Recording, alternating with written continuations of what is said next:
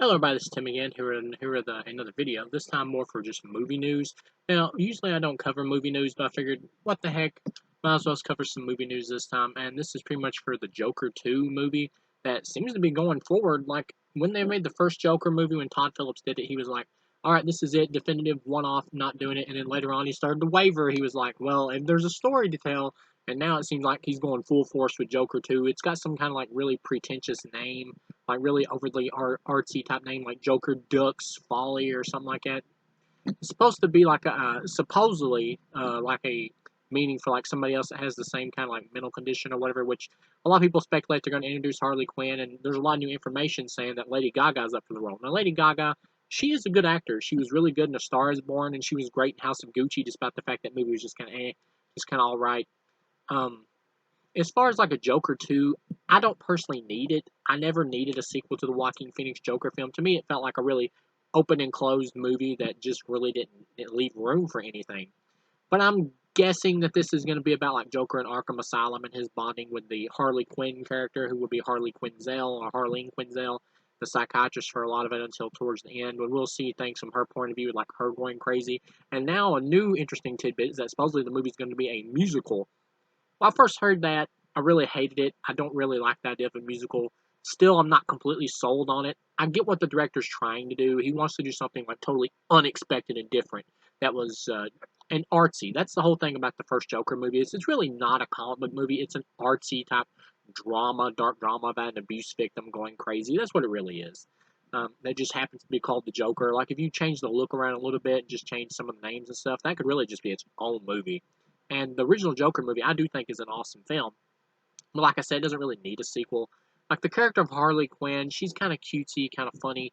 If you're gonna do her in like an R-rated type movie like this, though, she'll be much more edgy. Like I like the version of Harley that was called like Echo or something like that on Gotham. She was much more edgy and hardcore. So doing a version of Harley in this Todd Phillips universe could work. And I think Lady Gaga is great casting. I think she can work. Honestly, I think she would probably in an R-rated movie probably outshine the Margot Robbie version that she did.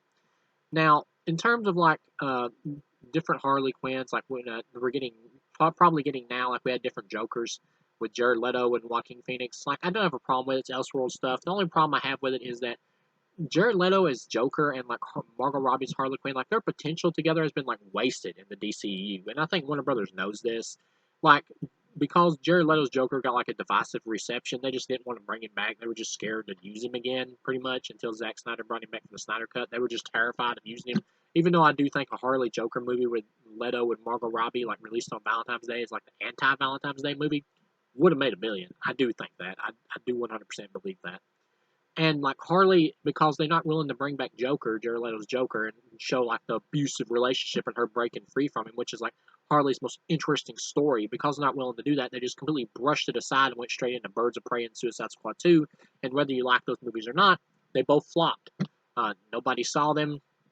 Birds of Prey I thought was fine. It was good. It's slightly better than Suicide Squad because Suicide Squad was so hacked up. And Suicide Squad 2 I actually really liked. And even Suicide Squad I thought was all right. I actually enjoyed it. I didn't mind it. But Birds of Prey I thought was fine. I enjoyed it. I didn't love it, but I did like it. It was pretty much just a Harley Quinn movie with Birds of Prey as guest stars, but it was fine. I liked it. I gave it like a 3 out of 4.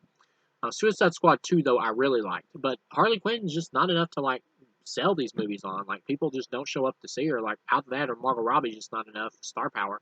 They just don't sell. I think that part of that is just because people are just more interested in seeing Harley with the Joker, and that's one of the big problems with DCEU because they completely just brushed aside the whole abusive relationship with the Joker. It's just gone. They just got rid of it and went straight into her like being emancipated in Birds of Prey. And that's 50% of the problem with that movie because you don't really feel the emancipation because you never saw what she was really being emancipated from.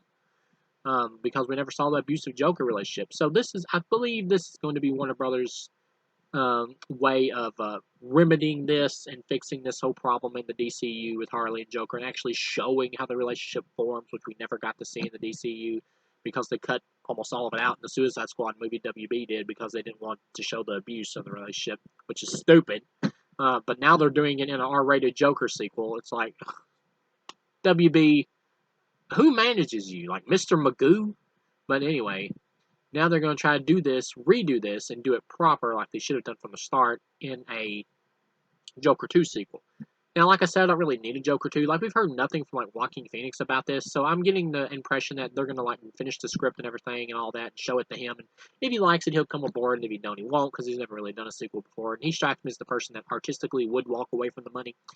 Todd Phillips is probably going to say stuff like, yeah, I found this great idea and I really want to do this Joker sequel, but I do think the studio's pushing for it.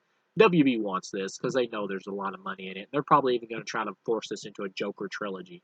The idea of a musical like with Joker and Harley could work maybe for like the Jared Leto Joker, and because Jared Leto can really sing in real life, and Margot Robbie's Harley Quinn, you could do something like that, like a comedic type movie like that with them. But doing it as a sequel to the Joker movie, I'm not even sure audiences will go for that. Like, you can be as artsy and as off the wall and zany as you want to be, but if you're not giving the audience what they want, they may not show up. Like, trying to picture like skinny Joaquin Phoenix Joker, like walking around and singing about how he's in love with Harley Quinn or how he wants Harley Quinn and trying to like manipulate her and stuff or whatever. Or however, they're probably going to go about it in like an artistic, like psychological type way in the movie or whatever, where we see like the inner workings of Harley's mind and her going crazy and all that. Where we see him like sing about that, that can be really, really corny. Especially if you're trying to do like an R-rated musical, that can be super corny. Um, but at the same time, it is ballsy. They're going to go this direction, and if you're going to do a sequel to Joker, even though you don't need it, I don't think. Uh, just try. Might as well do something different and ballsy at least, whether it works or not. Which means that the movie will either end up being great or it's going to end up being like a complete laughing stock where people are just in the theater like laughing their asses off at Joker and Harley Quinn singing about their relationship. That can end up being really stupid. But at the same time, I have faith in Todd Phillips that we're going to get at least a average movie, even if it's not anywhere close to as good as the first one. Which, honestly, I don't think this is going to be as good as Joker Part One. I just don't. Like, that was just kind of lightning in a bottle at that time. I'm not sure if you can strike that again. And going in such a risky direction with the whole musical idea, it has a 50% chance of working and 50% chance of not working. This is going to be a huge gamble. But at the same time, though, the whole musical thing is just kind of rumored. Like, Todd Phillips hasn't said anything about it. Maybe this is him, like, testing the waters to see if that's something people would want. Like, he's thinking about it. Who knows? But whatever ends up happening with the movie, I do feel like this is Warner Brothers' like way to like create a Joker and version of Harley that audiences will be able to connect with, that they can make into like a Joker trilogy. And by the third film, they'll want to bring in Batman in some way, shape, or form. Even though Joaquin Phoenix has stated he doesn't want to fight Batman, if they get to a number 3 and they get Phoenix back, they're going to try to bring in some version of Batman. They have to. There's no choice. But yeah, all in all, in terms of like this Joker 2, I think Lady Gaga and Phoenix are great casting choices. They're good actors. I like the Jared Leto Joker. It was something different, more based off like the Scott Snyder, like I'll cut my own face off, just crazy Joker who isn't like a criminal mastermind, who's really smart, or smart like the Heath Ledger Joker, or really smart like the Heath Ledger Joker, and just smart like the Jack Nicholson Joker. He had like no big game plan or anything. He's just the crazy guy, which in a way is kind of less interesting. But at the same time, though, as in a direct adaptation, much more similar to like the Scott Snyder type Joker and Grant Morrison type stuff, I thought it was good. I liked it. I didn't love it, but I liked it. I just felt like he never had any development.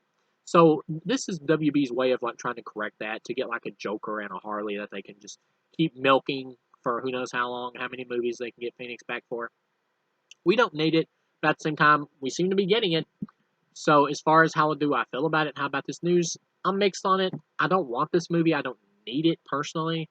Well, you don't really need any movie, but in terms of like just movies I like and movies I do want to see, I don't personally need a Joker 2. But the fact that it's getting made, will I see it? Sure, I'll give it a shot. I really enjoyed the first one, so obviously I'll give a sequel a shot. But if it's not as loved as the first one, you'll see a big drop after like opening weekend. Doing a Joker 2 is already a gamble, trying to live up to how much the first one was respected. Um, so, yeah, I do think this is going to be a 50-50 shot type movie. But at the end of the day, I'm still kind of looking forward to it because at least it's something different. So, thank you guys for watching, and I'll see you again.